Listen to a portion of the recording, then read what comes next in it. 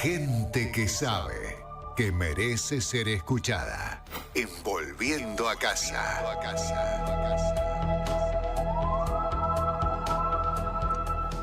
Gente que sabe, esta sección que inauguramos este año y nos encanta, ¿eh? Hablamos con especialistas que nos sacan unos minutitos de la actualidad y de la cosa cruda y nos permiten pensar y reflexionar sobre algunos temas puntuales. Vamos a meternos con un tema que me imagino que va a ser de muchísimo interés. Creo que va a ser uno de los grandes temas del verano, por lo menos, mientras dure la discusión en el Congreso. Me refiero a la reforma laboral que se viene, que va a empezar a discutirse en las próximas semanas, y vaya uno a saber cuándo, pero en algún momento creo que se va a dar esta reforma. Veremos, obviamente, con qué características. Vamos a hablar con un especialista en el tema, que es Diego García Vilas. Es abogado, es titular del Observatorio de Políticas de Trabajo de la Ciudad de Buenos Aires y está del otro lado, así que lo saludamos. ¿Cómo andás, Diego? ¿Qué tal? Buenas tardes, ¿cómo andan? ¿Bien? Bien, bien, por suerte.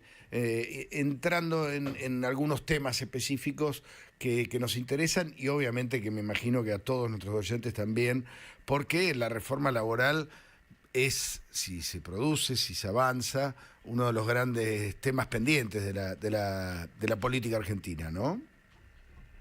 Sí, por supuesto. Y la verdad que es un poco lo que decías, ¿no? En que va a ser un gran tema. Pues fíjate que todavía no se conoce oficialmente cuál es el proyecto y ya llevamos varios días Es hablando verdad. de la potencialidad de las reformas que se están por discutir. Eso es algo que tiene que ver con la relevancia, porque para mí lo que hay que tratar de entender desde la base es que nos regula, es una ley que regula el día a día, digamos. El trabajo es un hecho que cumplimos todos nosotros en distintos ámbitos, pero que es parte esencial de nuestro día a día, ¿no? Claro. A ver, se me ocurre que el gran interrogante, y está Ezequiel Spillman, Miguel Wiñaski, Carola Gil, que seguramente van a tener inquietudes también. Se me ocurre que la primer pregunta para hacerse respecto a esto es: ¿qué reforma laboral puede generar más trabajo? Que me parece que es lo que todos queremos o lo que todos deseamos, ¿no? Sí, ahí yo tengo una mirada, yo creo que vamos por partes. Creo que una reforma laboral es necesaria. Desconocer esto es desconocer la evolución del trabajo y que tenemos una ley que ya ha quedado regulando cuestiones antiguas. Ahora, tampoco estoy absolutamente convencido de que el solo hecho de que reformemos la ley laboral genere más trabajo. Es un Ajá. elemento necesario, sí, Pero no pero suficiente. no suficiente, exactamente. Eso me parece que de entrada lo tenemos que tener en claro, porque si no le ponemos una presión a una reforma que es necesaria, pero que tiene que resolver temas que son mucho más complejos, como la generación del empleo. Claro, está bien, es un buen punto. A ver, Michael. Claro, y entonces, con qué y de qué forma debería acompañarse esa reforma necesaria, pero limitada a la vez, ¿no? Sí, yo creo que lo que se está planteando en términos generales es correcto. Una cuestión es la reforma laboral, como decíamos, que hay que ver cuáles son los contextos. Después podemos entrar básicamente a algunas de las cuestiones que se dicen que se están por discutir.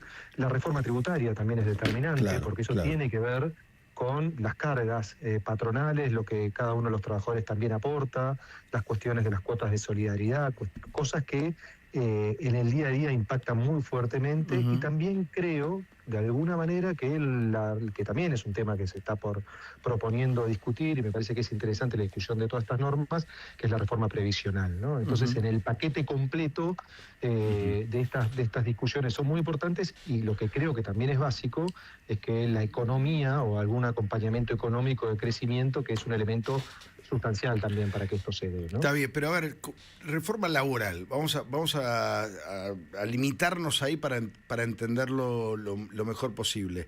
En los últimos años lo que vemos todos es que hay cada vez más empleos precarios, más trabajadores en negro, ¿sí?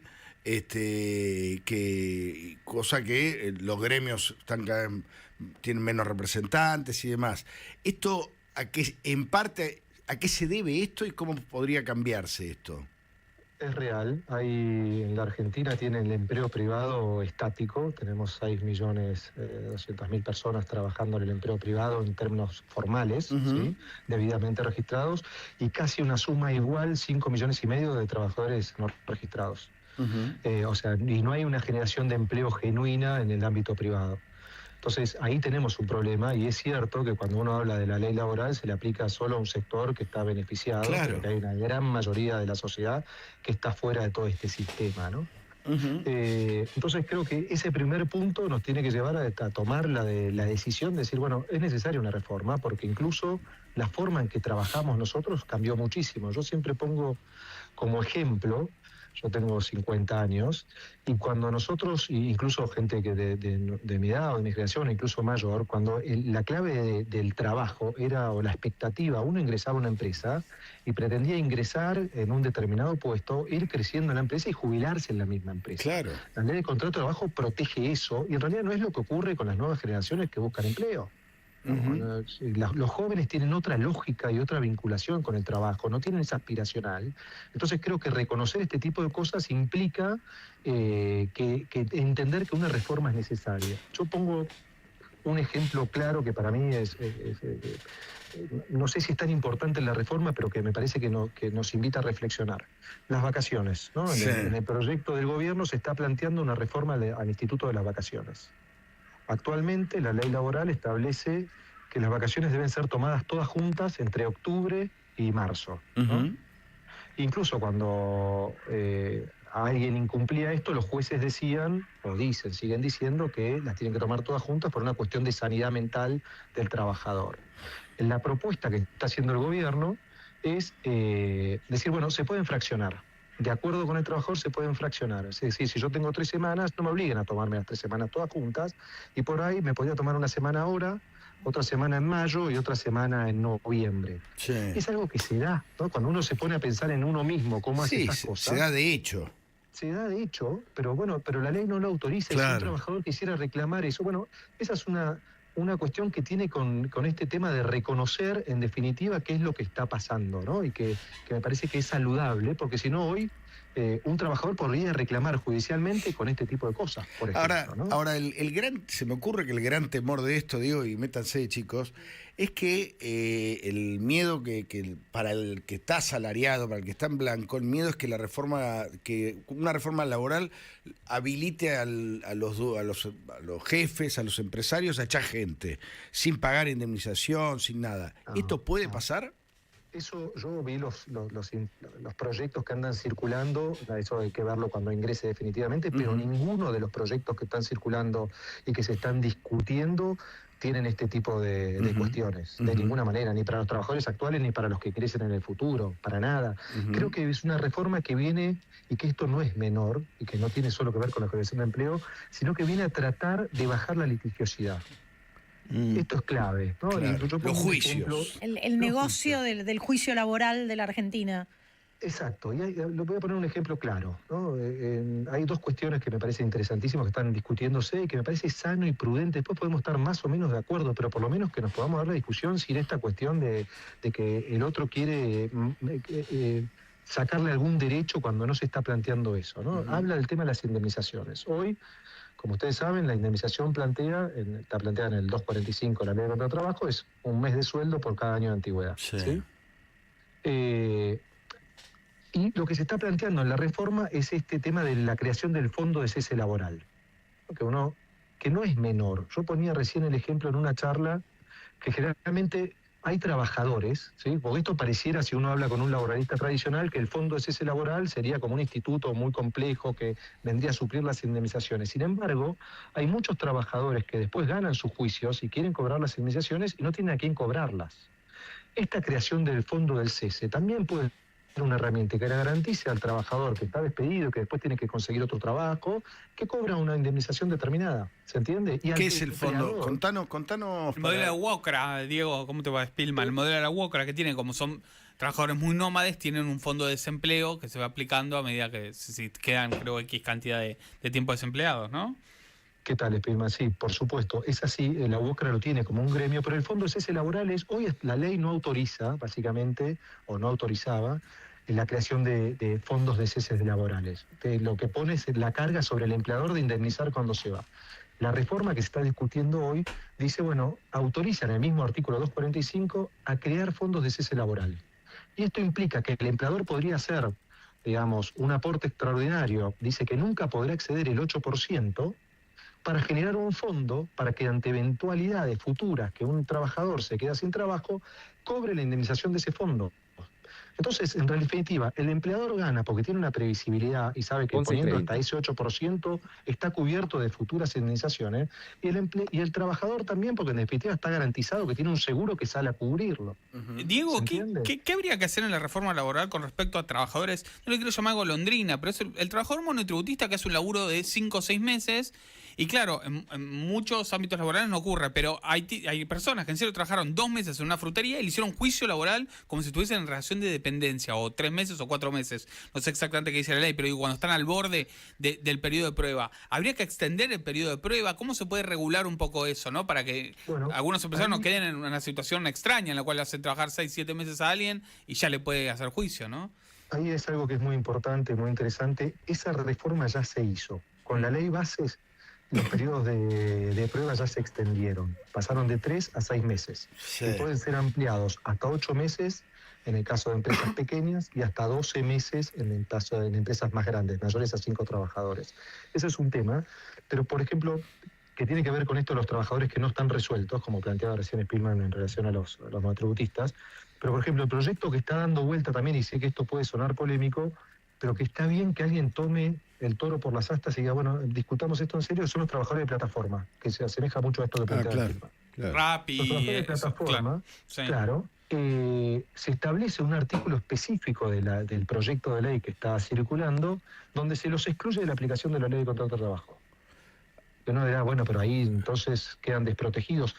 Hay que reconocer que tienen una característica de la prestación de la tarea que es distinta a uno que va a una oficina, que cumple una carga horaria. Generalmente eso presupone una libertad que tienen los trabajadores de plataforma que no tienen otros trabajadores. Pero eso no es pasarlos en negro, es como mandarlos a trabajar en negro.